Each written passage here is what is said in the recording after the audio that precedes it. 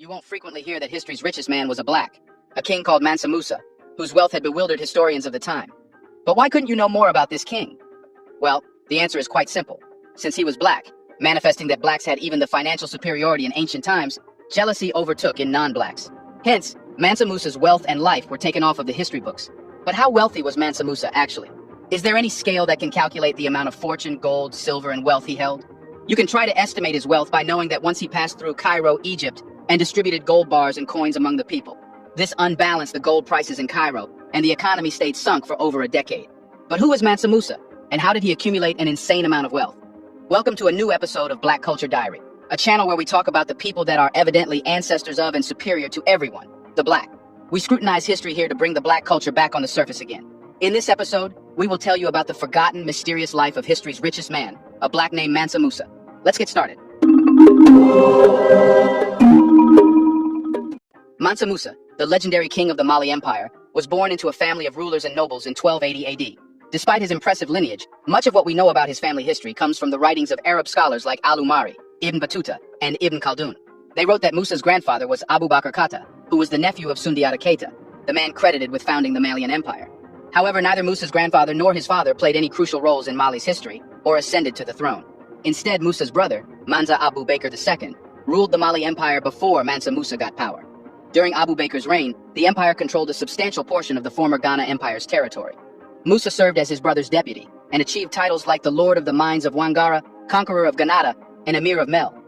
In 1312, Abu Bakr decided to embark on a voyage to explore the Atlantic Ocean with a fleet of 2,000 ships and thousands of people. Historians write that Abu Bakr was deeply obsessed with finding what lies beyond the Atlantic Ocean. However, he and his companions never returned from the voyage, leaving Mansa Musa as his brother's successor at the age of 32. Musa became the ninth Mansa or conqueror of the Mali Empire and proved to be a highly successful military leader. Under his reign, the Mali Empire expanded significantly, and he conquered 24 cities, including the famous Timbuktu. His conquests extended the kingdom for about 2,000 miles, stretching from the Atlantic Ocean to modern-day Niger, including territories in Senegal, Mauritania, Mali, Burkina Faso, Niger, the Gambia, and the Ivory Coast. Before we continue further, tell us, are you enjoying the video? If yes, please like and share the video and subscribe to our channel to watch more videos on black culture, history, civilization, and natural superiority. Let's continue now. With such expanded territories came a massive amount of precious metals buried in them. Hence, the empire's territory brought in abundant resources like gold, ivory, and salt, making the Mali Empire the world's leading custodian of almost half of the old world's gold, according to the British Museum. And this gold belonged to the king, Mansa Musa himself. He could use it any way he wanted, spend it on his luxury, or use it to make his empire prosperous and most civilized. That's why Mansa Musa's reign was one of the most thriving periods in the empire's history. He left an indelible mark on African history as a visionary leader who expanded his empire and its riches. During his reign, gold was the most highly valued source of wealth in the medieval world. As the ruler of Mali, Musa had unlimited access to it and other precious resources. Not only that, but his conquest brought major trading centers that traded in gold and other goods, accumulating even more riches from this trade.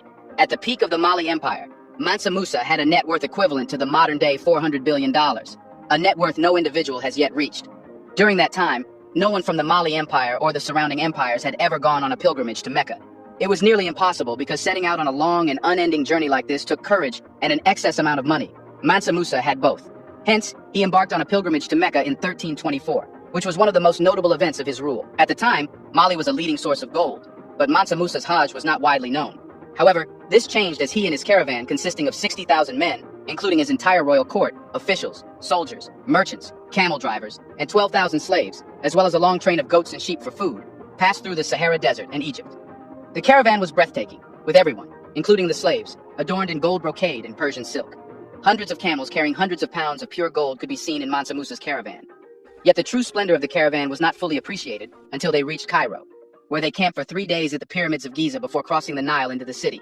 Musa met Sultan al-Nasir Muhammad, who expected him to bow before him, but Musa initially refused, saying he was bowing for God alone. They eventually exchanged gifts, and Musa stayed in Cairo for 3 months, where he befriended the city's governor, Ibn Amir Hajib, who learned much about Mali from him. Musa then departed for Mecca after his stay in Cairo. After Mansa Musa's historic pilgrimage to Mecca, his reputation spread far and wide.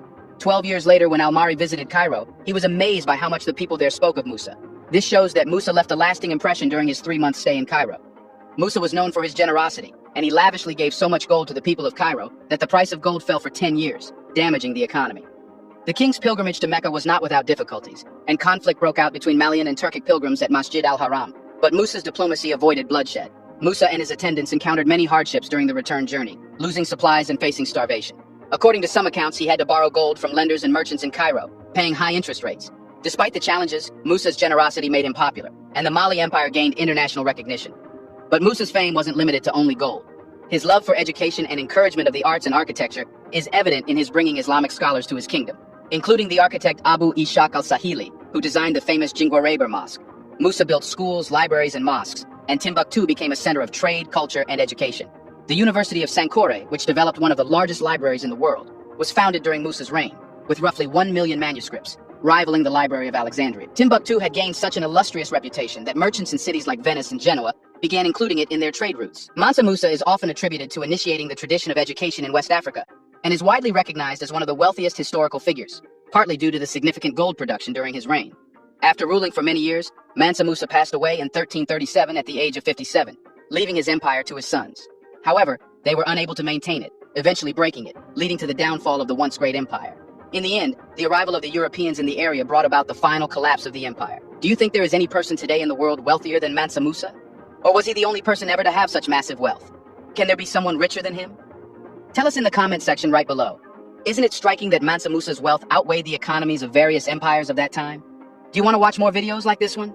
If yes, subscribe to our channel and press the bell icon next to it. We have decided to bring videos on something nobody is talking about: the Black culture, civilization, history, and the evidence proving Black superiority. Thanks for watching, and until the next video, stay tuned.